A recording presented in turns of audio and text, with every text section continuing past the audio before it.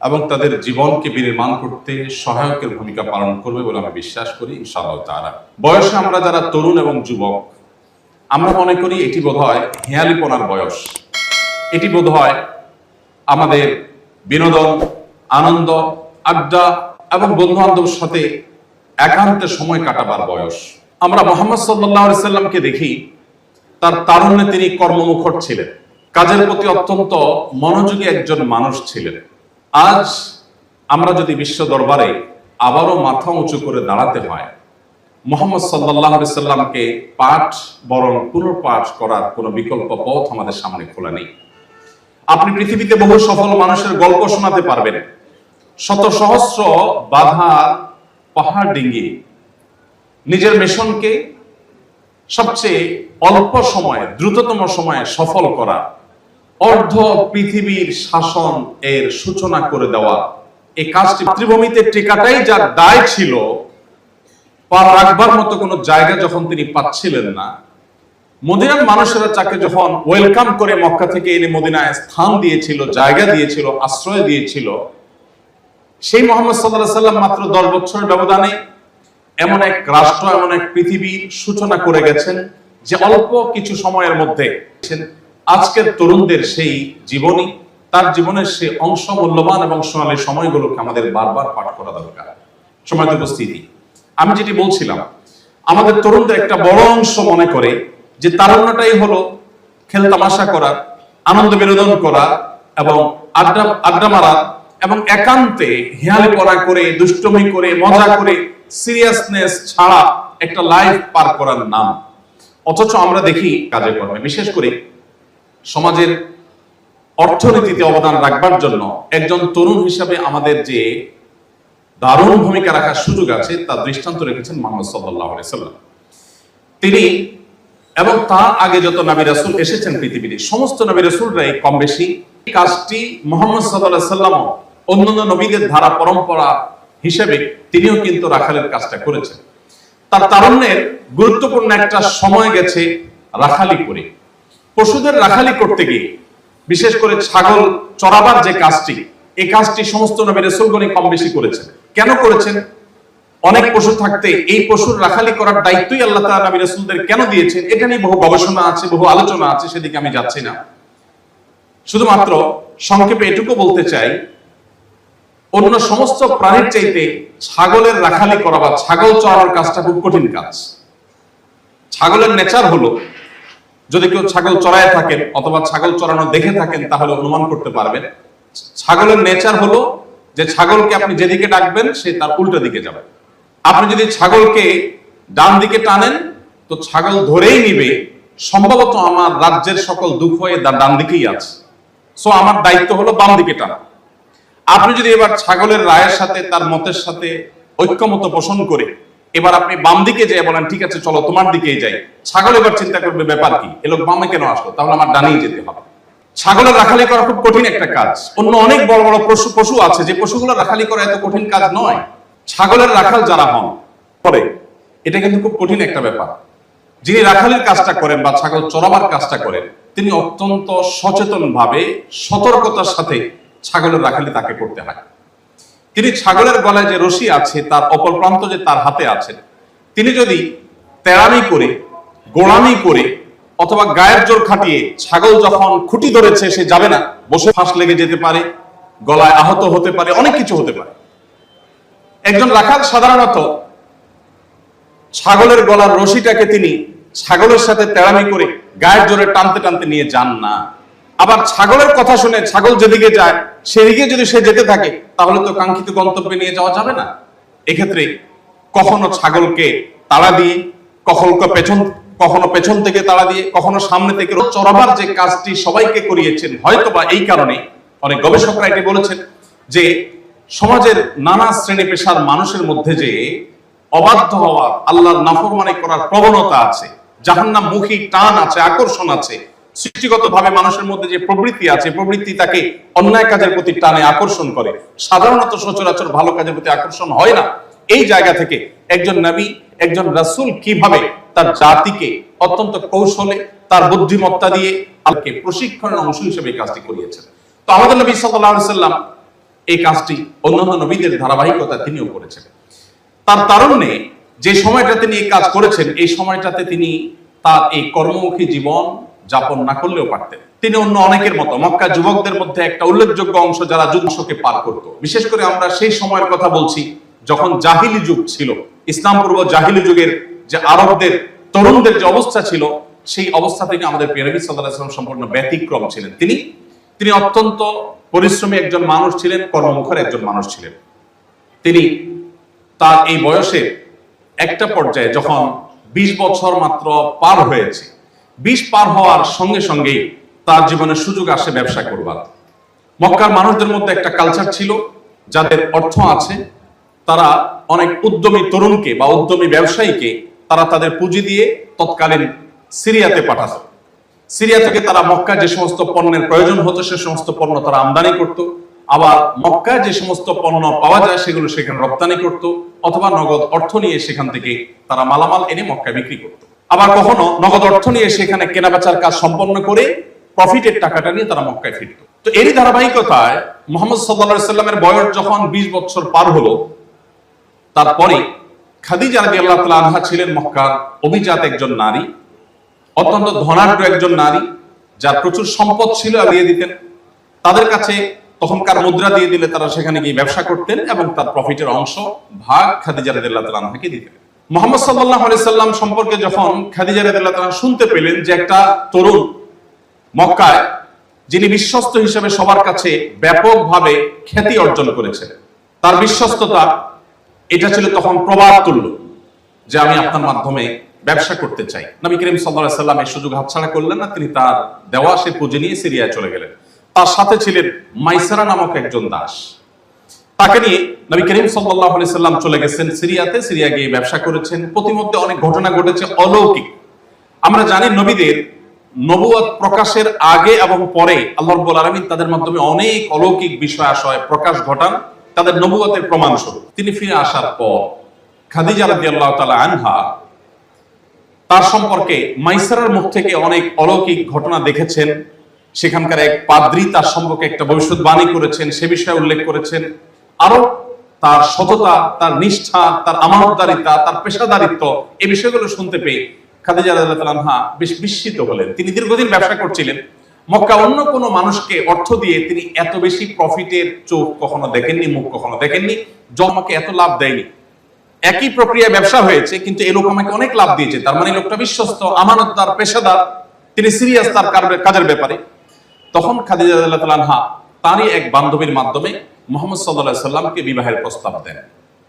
মুহাম্মদ সাল্লাল্লাহু আলাইহি সাল্লাম সে বিবাহের প্রস্তাবে সম্মতি দেন। এবং সাল্লাল্লাহু আলাইহি সাল্লামের জীবনের এই অংশটুকু আপনাদেরকে শোনাবার উদ্দেশ্য হলো, আমরা তরুণরা যারা মনে করি আমাদের এখনো কাজের বয়স হয়নি, আমাদের এখন খেলাধুলার বয়স, আনন্দ বিনোদনের বয়স, সংস্কৃতিতে ডুবে থাকার বয়স, আড্ডার মধ্যে আমাদের লেগে থাকার বয়স, আমার মনে হয় নবী করিম সাল্লাল্লাহু আলাইহি সাল্লামের এই জীবনীতে আমাদের জন্য শেখার মতো অনেক বিষয় রয়েছে, নেওয়ার মতো অনেক বিষয় রয়েছে। বিশেষ করে একজন মানুষ তার জীবনের কোনো অংশই তার কাছে মূল্যহীন হতে পারে না, তারুণ্য সবচেয়ে মূল্যবান বিষয়। নবী করিম সাল্লাল্লাহু আলাইহি সাল্লাম বলেছেন, লা তাযালু কদমা আবদিন ইয়াওমাল কিয়ামতি হাত্তা ইউসআলা আন আরবা। 4টি প্রশ্নের উত্তর দেওয়া ছাড়া কিয়ামতের দিন আল্লাহর কাছে কোনো মানুষ তার 2টি পা নাড়াতে পারবে না। 4টি কমন প্রশ্নের উত্তর সবাইকে দিতে হবে। তার মধ্যে থেকে একটি প্রশ্ন হলো ওয়ান শাবাবিহি ফিমা আবলা।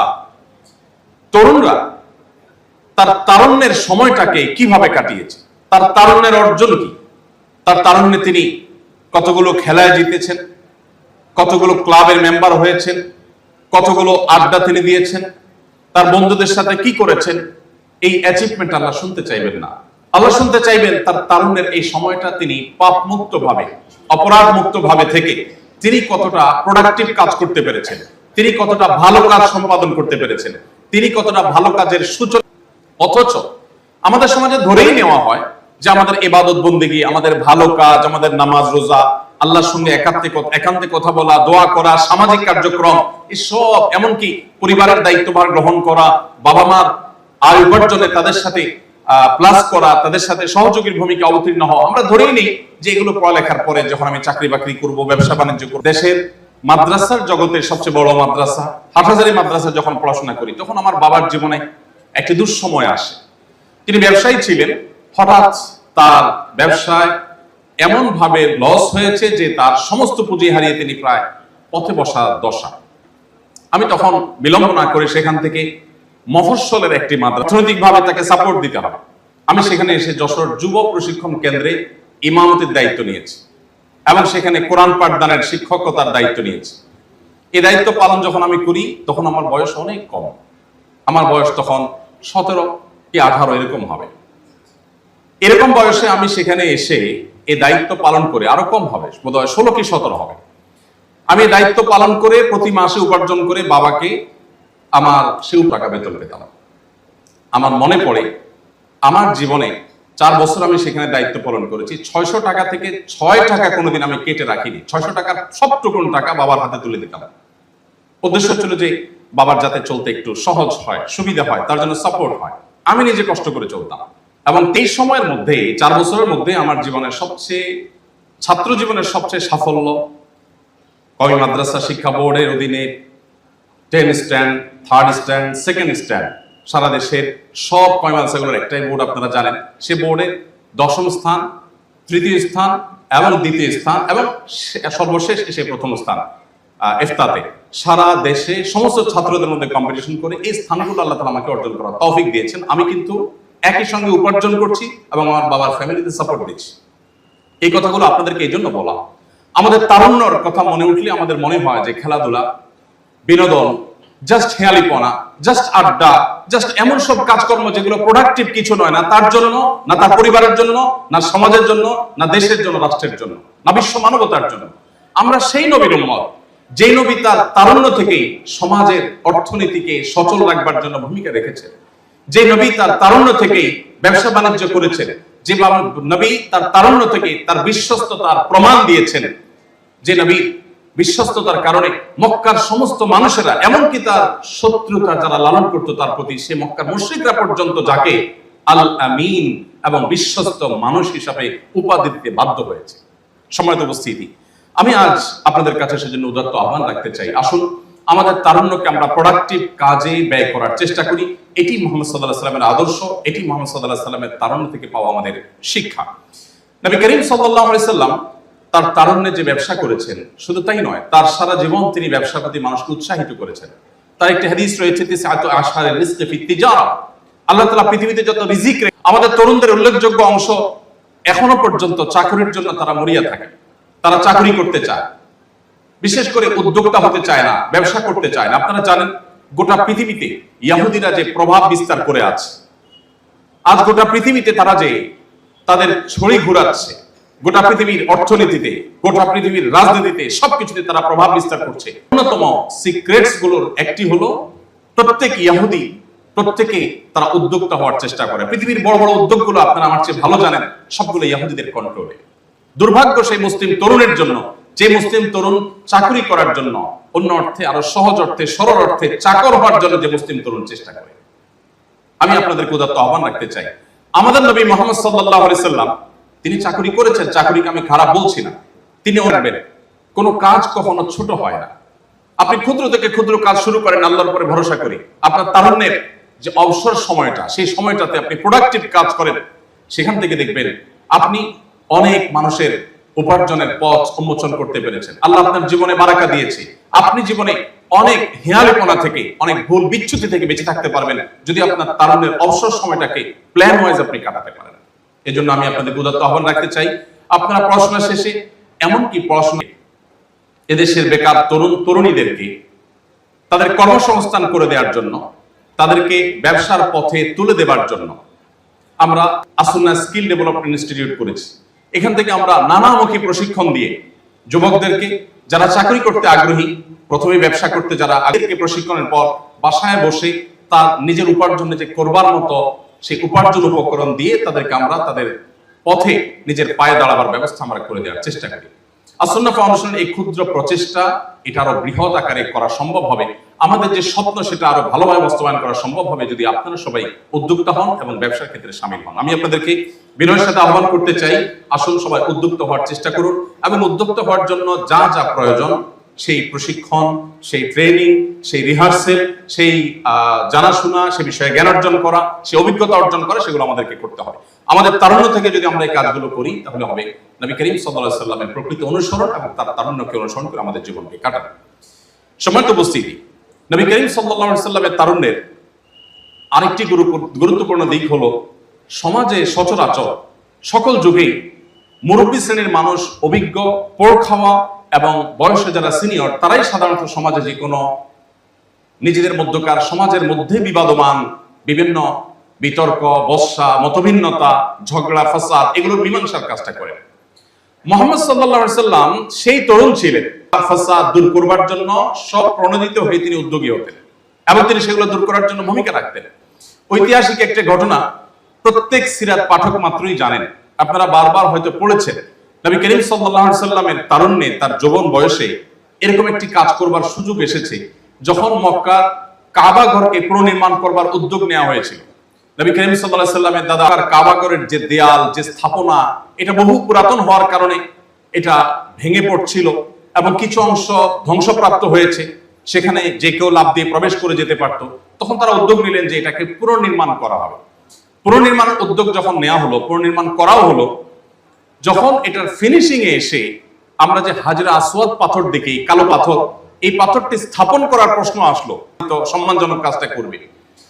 তখন প্রত্যেকেই যার যার মতো করে দাবি তুললো যে আমরা এটা রাখবো, ও আরেক গোত্র বললো আমরা রাখবো।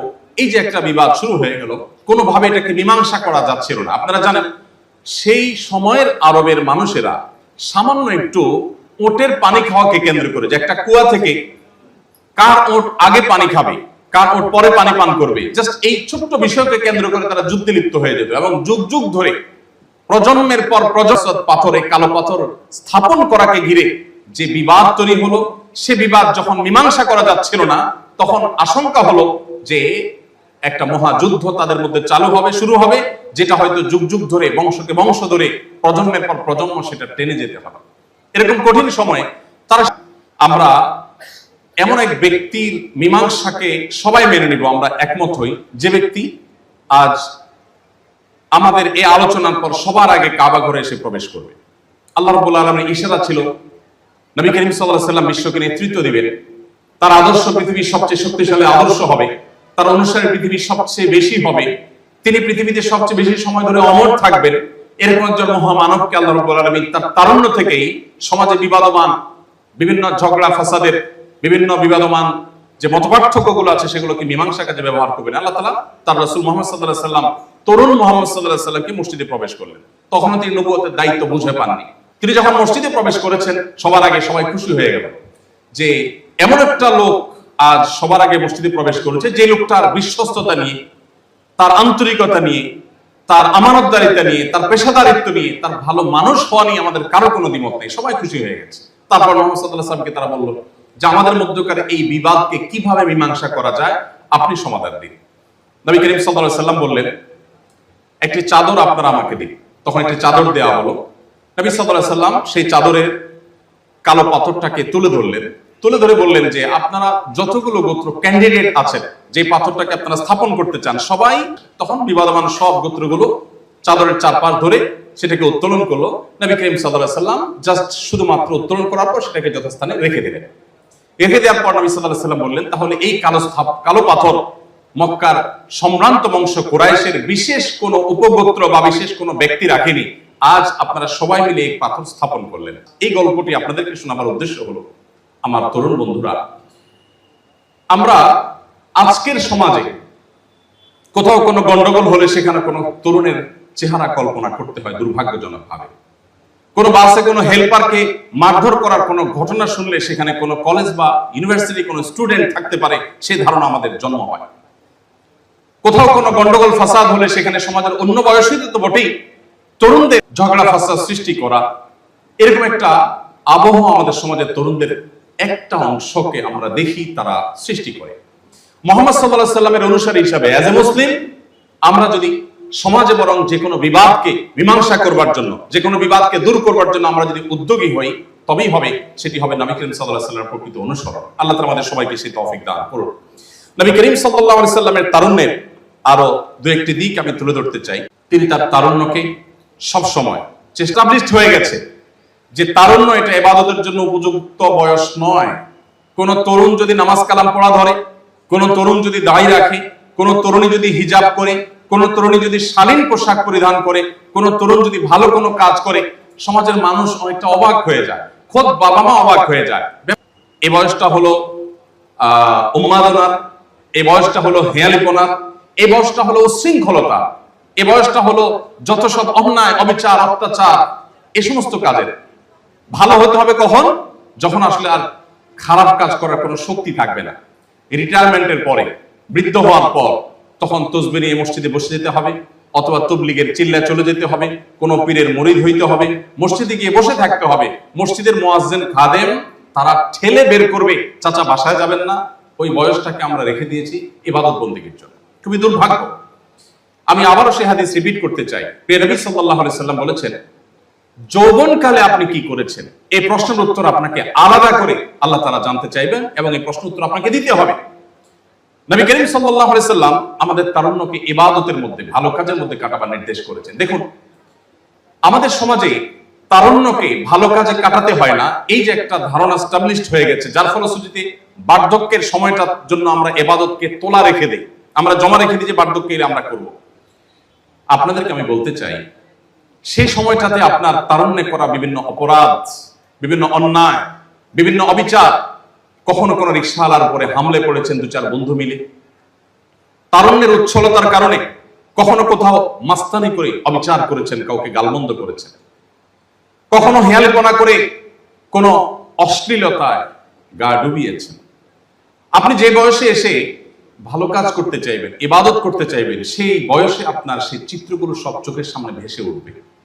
আপনি একটা সময় প্রচন্ড খারাপ মানুষ ছিলেন, আপনি অনেক অন্যায় অবিচার করেছেন, আপনি অনেক নোংরামতে জড়িয়েছিলেন। এই বিষয়গুলো আপনাকে তাড়িয়ে বেড়াবে। অপরাধ বোধের এই অদৃশ্য দাহন আপনাকে জ্বালাতে থাকবে। আপনি মানুষের চোখে ফেরেশতা হয়ে যেতে পারেন, হাজী সাহেব হয়ে যেতে পারেন, মসজিদ কমিটির সেক্রেটারি সভাপতি সাহেব হয়ে যেতে পারেন, কিন্তু দিন শেষে আপনার নিজের ভেতর থেকে আপনাকে বলবে, আমি অনেক মাস্তানি মাতবরি করে নিরীহ মানুষের উপরে জুলুম করেছিলাম, আমি মিথ্যাচারে ডুবেছিলাম, আমি অন্যায় অশ্লীলতায় ডুবেছিলাম। সেই চিত্রগুলো যখন আপনার চোখের সামনে ভেসে উঠবে, তখন আপনার বার্ধক্যের কোনো ইবাদত আপনাকে তৃপ্তি দিবে না, কোনো সেজদা আপনার পরিতৃপ্তি আনবে না, কোনো ভালো কাজ আপনাকে তৃপ্ত করবে না, আপনার শত শত হাজার হাজার লক্ষ লক্ষ টাকার দান আপনাকে কখনো তৃপ্তি এনে দিবে না। এজন্য ভালো কাজের বয়স বার্ধক্য নয়, বরং তারুণ্য। নবী করিম কিয়ামতের যে দুঃসহ পরিস্থিতি থাকবে, মাথার খুব কাছাকাছি সূর্য অবস্থান করবে, বৈজ্ঞানিক ভাবে এত কাছাকাছি অবস্থান করলে মানুষ ছাই হয়ে যাওয়ার কথা, কিন্তু হবে না। আখিরাতের সেই জগৎটা ডিফারেন্ট হবে। মানুষকে আল্লাহ তাআলা এমন ভাবে সৃষ্টি করে, মানুষের মরণ বলতে আকাশের নিচে যাদেরকে ছায়া দিবেন, সেই 7 শ্রেণী মানুষের মধ্যে এক শ্রেণী হলো শাবুন নাশা ফি ইবাদাতিল্লাহ, সেই তরুণ যে তরুণ তার তারুণ্যকে আল্লাহর ইবাদতে কাটিয়েছে। আমি আমার তরুণ বন্ধুদেরকে বলতে চাই, তারুণ্যে আপনি বহু হেয়ালিপনা করেছেন, অনেক খেয়াল খুশি মতো চলেছেন, বন্ধুদের সাথে হাসি তামাশা আড্ডাবাজি করে কাটিয়েছেন। সালহাতু সঙ্গে বুদি দিল খারাস আজ মুদে এক জামানা খাকে বাস। ফার্সি ভাষার একজন কবির একটা কবিতার অংশ আমি পাঠ করলাম। তিনি বলেছেন, বহুকাল তো পাথর হয়ে কাটিয়েছ, কিছু সময়ের জন্য একটু মাটি হয়ে দেখো। পাথর হওয়ার কি অনুভূতি, সেটা তুমি অনেক ট্রাই করেছ। একটু মাটি হওয়ার, বিনীত হওয়ার, বিনয়ী হওয়ার, ভালো মানুষ হওয়ার, আল্লাহর ইবাদত গুজার বান্দা হওয়ার আলাদা একটা তৃপ্তি আছে, অবর্ণনীয় স্বাদ আছে। তুমি সেই তৃপ্তি কিছু সময়ের জন্য হল অনুভব করে দেখ। আমি আপনাদেরকে আহ্বান করতে চাই, আসুন তারুণ্যকে আমরা ভালো কাজের মধ্য দিয়ে সাজাই। আমার তারুণ্য হবে মানব সেবামূলক কাজে দ্বারা, আমার তারুণ্য হবে আমার বাবার অর্থনীতিতে অংশগ্রহণ করে সাপোর্ট করা, আমার তারুণ্য হবে সমাজ এবং রাষ্ট্রে ভূমিকা রাখার, যেভাবে আমাদের বৈষম্য বিরোধী ছাত্র আন্দোলনের সময় আমাদের তরুণরা দেখিয়েছে, ঠিক সেভাবে জাতির সকল কল্যাণ কাজে তরুণদের ভূমিকা থাকবে সবার আগে। তরুণরা তাদের সমস্ত ভালো কাজকে তোলা রেখে দিবে বার্ধক্যের জন্য, এটা কখনো যথাযথ হতে পারে না। অন্তত মুহাম্মদ সাল্লাল্লাহু আলাইহি সাল্লামের মতো সর্বকালের সবচেয়ে সফল মানুষ, সর্বকালের সবচেয়ে দ্রুততম সময় নিজের মিশনকে সবচেয়ে সাফল্যের চূড়ান্ত শিখরে পৌঁছানো মানুষটা, তার একজন অনুসারী হিসেবে আপনার তারুণ্যকে আপনি হেয়ালিপনার মধ্যে কাটাবেন, এটা হতে পারে না। এজন্য আসুন 5 ওয়াক্ত নামাজ হবে। তারুণ্যে তুমি নামাজ পড়েছো কিনা? ডক্টর খন্দকার আব্দুল্লাহ জাহির রহমতুল্লাহি আলাইহি এই বিষয়কে খুব বেশি উৎসাহ দিতেন। স্যার বলতেন, তার কথা তিনি বলতেন যে আমার মতো দাড়ি পাকা বুড়ো মানুষ আমি তাহাজ্জুদ পড়ে আল্লাহর তত বেশি প্রিয় পাত্র হতে পারবো না, তোমরা তরুণরা 5 ওয়াক্ত নামাজ টাইমলি পড়ে আল্লাহর যতটা প্রিয় পাত্র হতে পারবে। এজন্য আমরা কাজের মধ্যে তিনি তারুণ্যকে কাটিয়েছেন এবং সকল প্রকার অশ্লীলতা, অন্যায়, অনাচার থেকে আল্লাহ তাআলা তাকে সেভ করেছেন, হেফাজত করেছেন। তার জীবনের তারুণ্যের একটি ঘটনা আপনারা অনেকে শুনে থাকবেন। একবার তিনি তার বন্ধুদের সাথে কোথাও ঘুরতে যাবেন, একটু একান্তে সময় কাটাতে যাবেন, তারুণ্যের যে উচ্ছলতা সেটা একটু দেখতে যাবেন, বন্ধুদের সাথে আগ্রহ প্রকাশ করলেন এবং বন্ধুদের সাথে তিনি গেলেন। কোথাও একটা বিবাহের অনুষ্ঠানে তারা প্রবেশ করলেন, সেখানে নর্তকের নাচ থেকে নিয়ে গান, মিউজিক সব ছিল, উচ্ছৃঙ্খলতার সকল আয়োজন ছিল।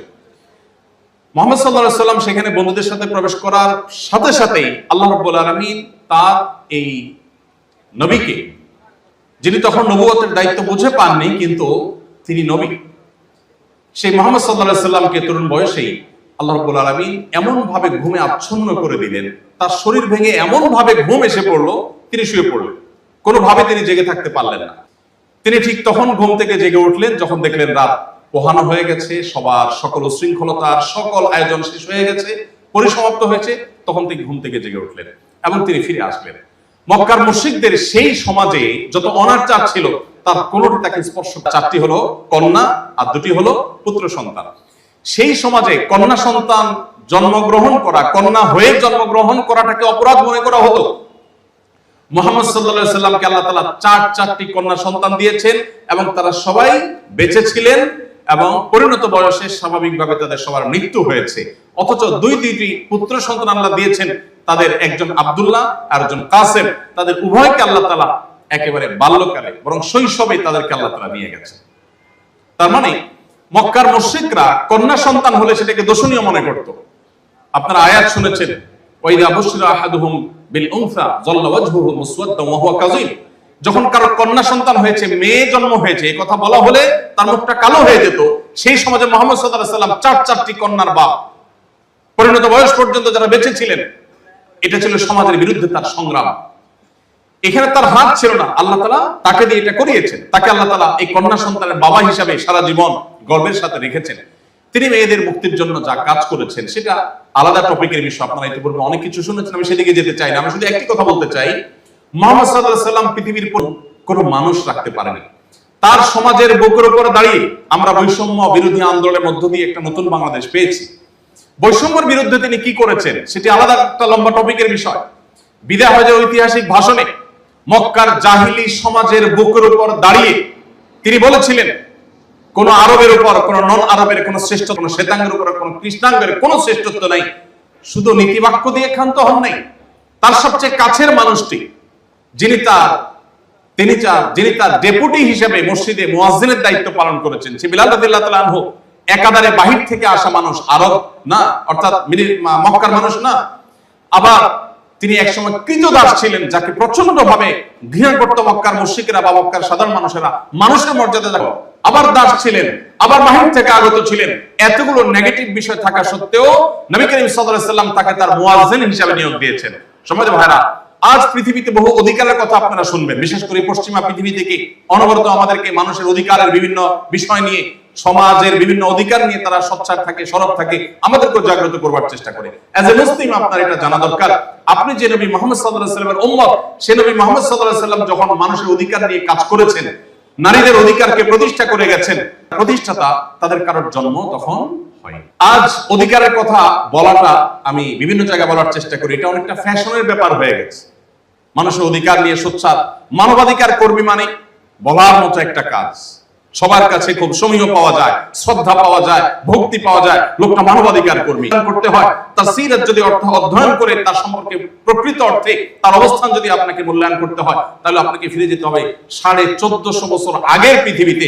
1450 বছর আগের পৃথিবীতে নবী করিম সাল্লাল্লাহু আলাইহি সাল্লাম যখন অধিকারের কথা বলেছেন, আজকে মানুষের অধিকার নিয়ে কথা বললে বিদেশি ফান্ড পাওয়া যায়, প্রজেক্ট পাওয়া যায়, ফাইল পাস করা যায়, মিডিয়াতে শিরোনাম হওয়া যায়, লাইক কমেন্ট পাওয়া যায়, বাহবা পাওয়া যায়। এটা একটা ফ্যাশনের ব্যাপার, এটা একটা গৌরবের ব্যাপার। মুহাম্মদ সাল্লাল্লাহু আলাইহি সাল্লাম যখন নারীর অধিকার নিয়ে কাজ করেছেন, দাস মুক্তির জন্য কাজ করেছেন, শ্রমিকের অধিকার নিয়ে কাজ করেছেন, মানবতাকে মুক্তির জন্য কাজ করেছেন, তখন তার সে কাজকে অ্যাপ্রিসিয়েট করার মতো মানুষ পৃথিবীতে ছিল না। গোটা সমাজ তার বিরুদ্ধে ছিল, প্রতি মুহূর্তে তাকে সংগ্রাম করতে হয়েছে।